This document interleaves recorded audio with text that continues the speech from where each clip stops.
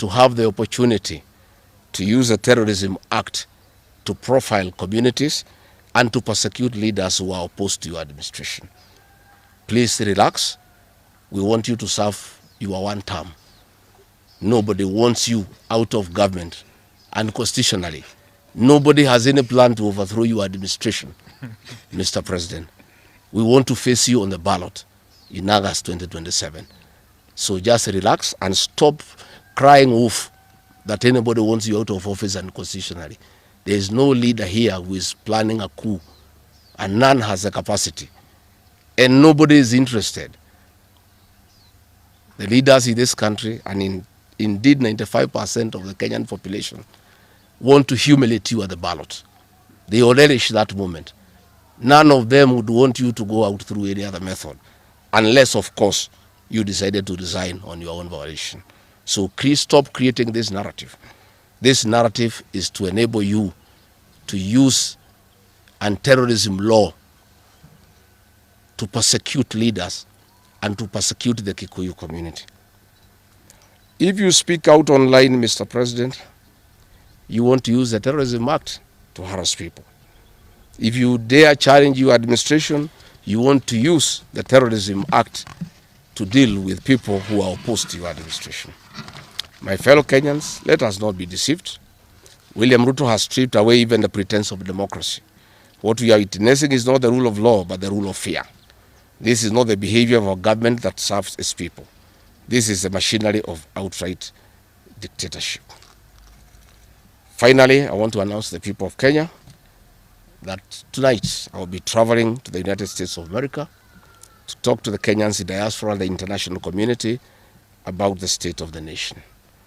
I would have wanted to stay in the country at this very difficult time when our people are under siege, but I have engagements that I'm not able to postpone.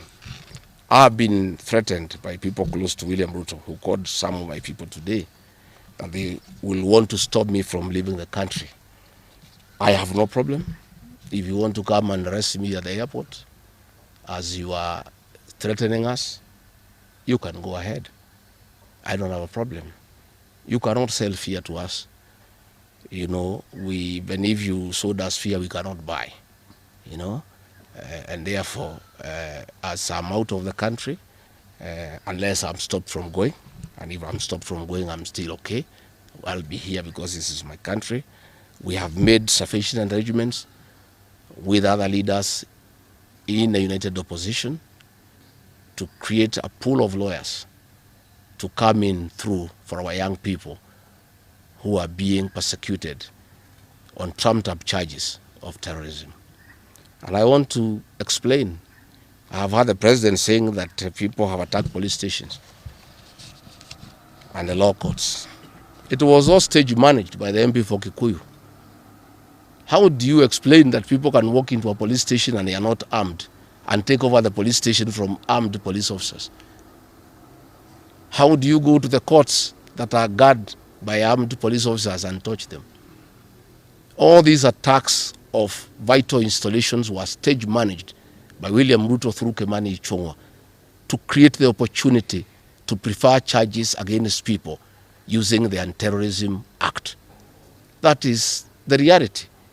So nobody has attacked any police station. They were all stage managed by government. And what is happening is history is repeating itself. This is exactly what Moi did in the 80s against the Kikuyu community. After the abortive 1982 coup, he used sedition laws and the clandestine Kenya movement to profile the community and hold people into court, and they'll be taken by Bernard Chunga after 5 p.m. This is history repeating itself. I want to ask our people to be calm, to be cautious, and to be strong. I want to appeal to our young people, the Gen Zs. Looking at the scenario of what is happening and what William Ruto has planned, I want to ask my children, my sons and daughters, to consider applying the next onslaught against the President William Ruto by getting IDs and registering as voters so that they can deal with William Ruto on the ballot. Because I fear for them. Anytime they go out to the streets, they are killed like chicken. I would like to preserve to us these children. We would like to live with them. We would like to see them grow.